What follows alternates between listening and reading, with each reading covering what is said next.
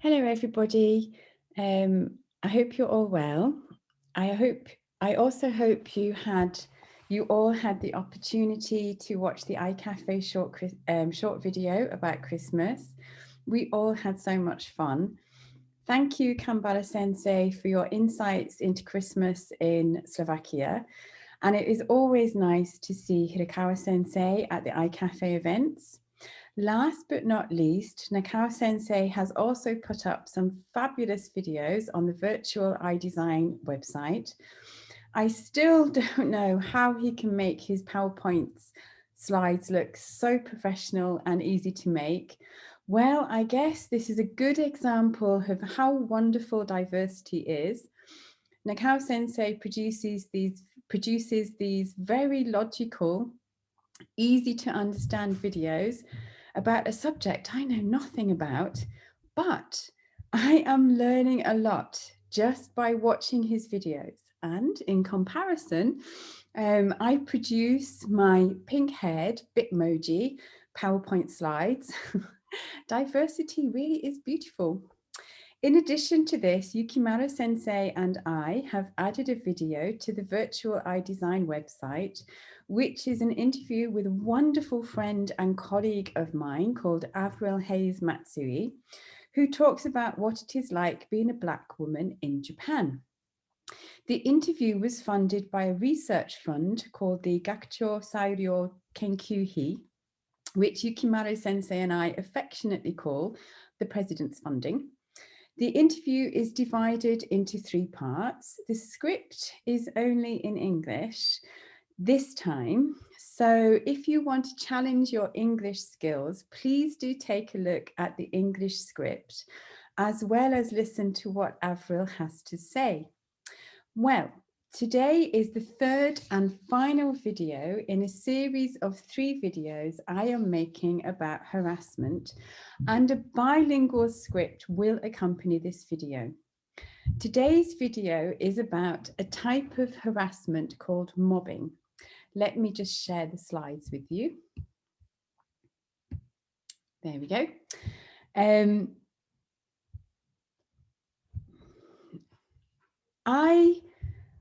In all of the years I have studied harassment, mobbing is the type of harassment I find the most difficult and the most upsetting to talk about. I'm not sure why this is.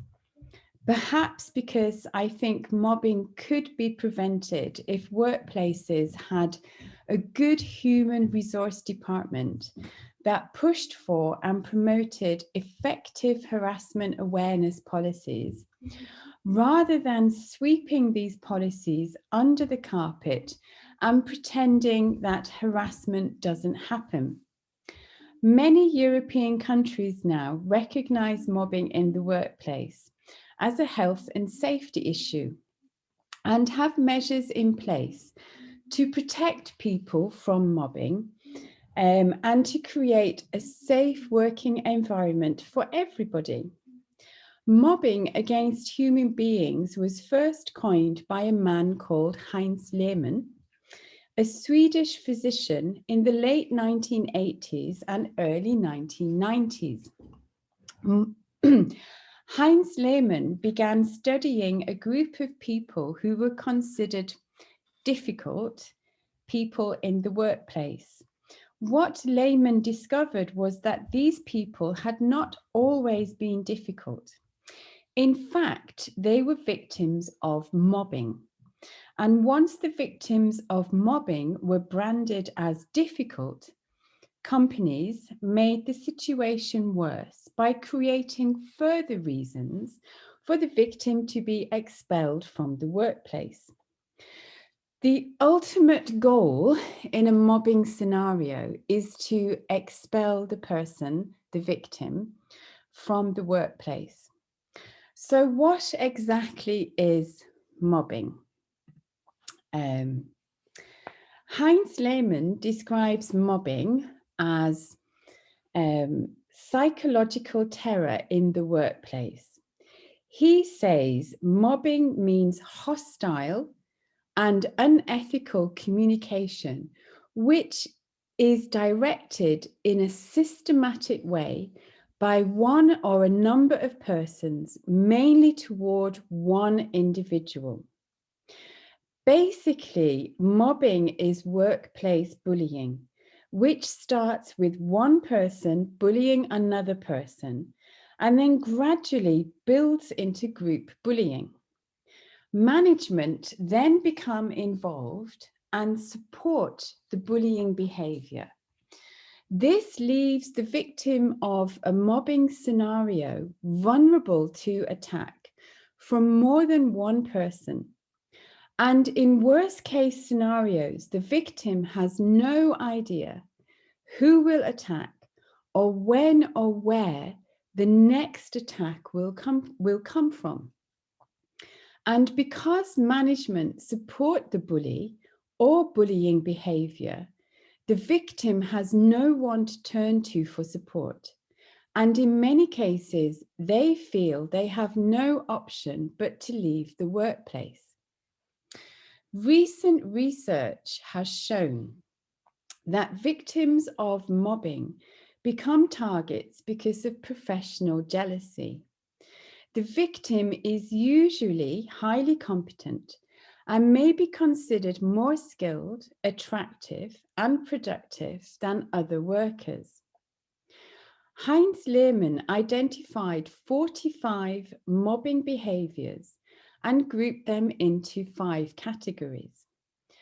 I don't have time to explain all of the 45 behaviors today, but I can recommend a very good book for you to read about mobbing, which I will reference at the end of the bilingual PDF file. What I can explain today are the 5 phases Heinz Lehmann uses to describe mobbing as a process. So the first phase is conflict. Conflict does not always result in mobbing, but it can begin the mobbing process. It doesn't matter what the conflict is about. It can be something very trivial. The most important thing to remember is that conflict can lead to mobbing. The second phase is characterized by aggressive acts and psychological assaults, which start the mobbing cycle.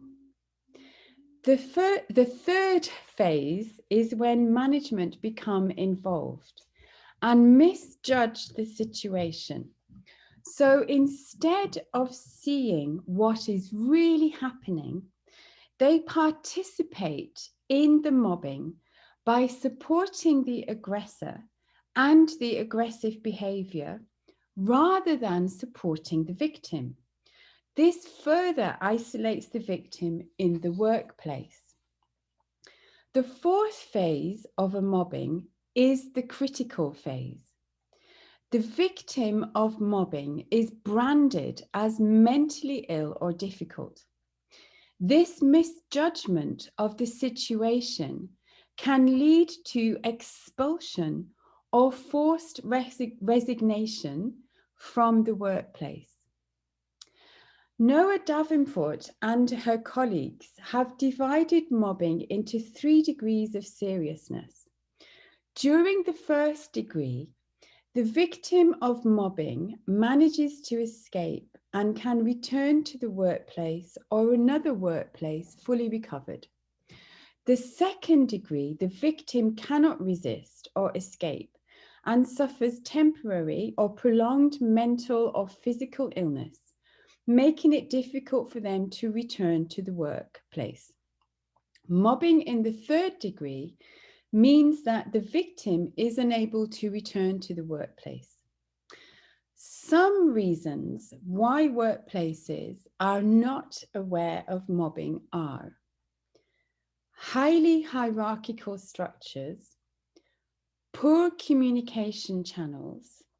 So, for example, in a highly hierarchical structure, people at the bottom of the hierarchy may not be able to reach people at the top of the hierarchy, this may be because people in the middle of the hierarchy try to stop the victim from reaching people at the top of the hierarchy. Pervasive scapegoat mentality. So this means it is common for people to blame others in the workplace for wrongdoing rather than accept blame themselves.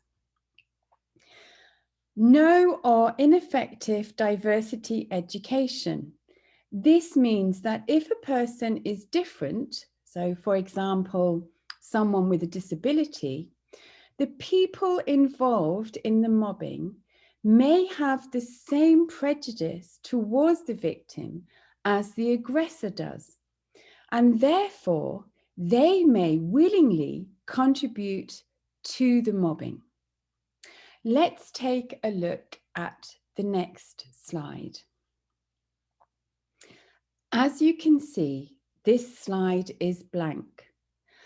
I deliberately left it blank to emphasize one of the worst effects of any type of harassment that a victim feels, and that is silence.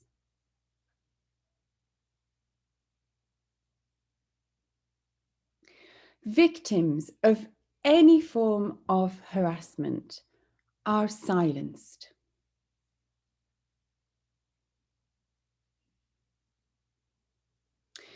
They are either too afraid to speak out, or if they do speak out, they are often victim shamed into silence.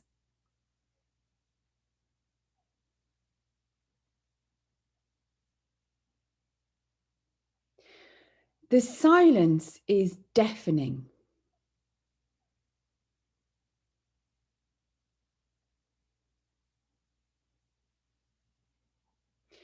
The victim feels isolated, traumatized, and alone. But I am proud to say, victims of harassment are not alone. Women from all over the world participated in the #MeToo movement to speak out against harassment and sexual violence. And more men now are joining these movements, raising their voices in support of these victims. In Japan, we now have the flower demonstrations, in which groups of people come together to protest sexual violence against women.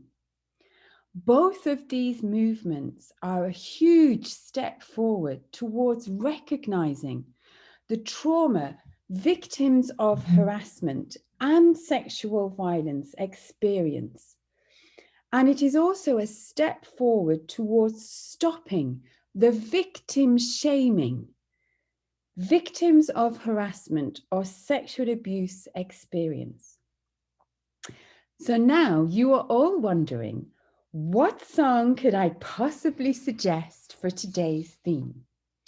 Well, the choice for me was very obvious. The Sound of Silence, but not the original version by Simon and Garfunkel. The version I recommend today is by a group called Disturbed. The reason I chose this cover version rather than the original version is because it is probably the best cover version of a song I have ever heard. There is one verse in this song I would like you to think about as you listen to the song, and that is, "Fools, I said I, you do not know, silence like a cancer grows. Hear my words, that I might teach you. Take my arms, that I might reach you. But my words like silent raindrops fell and echoed in the wells of silence." I think if you change one word in this song, It will show the devastating consequences harassment has on its victims. Fool, said I, you do not know. Harassment like a cancer grows. Hear my words that I might teach you. Take my arms that I might reach you. But my words like silent raindrops fell and echoed in the wells of silence. Thank you very much for listening once again today. Bye for now. Bye.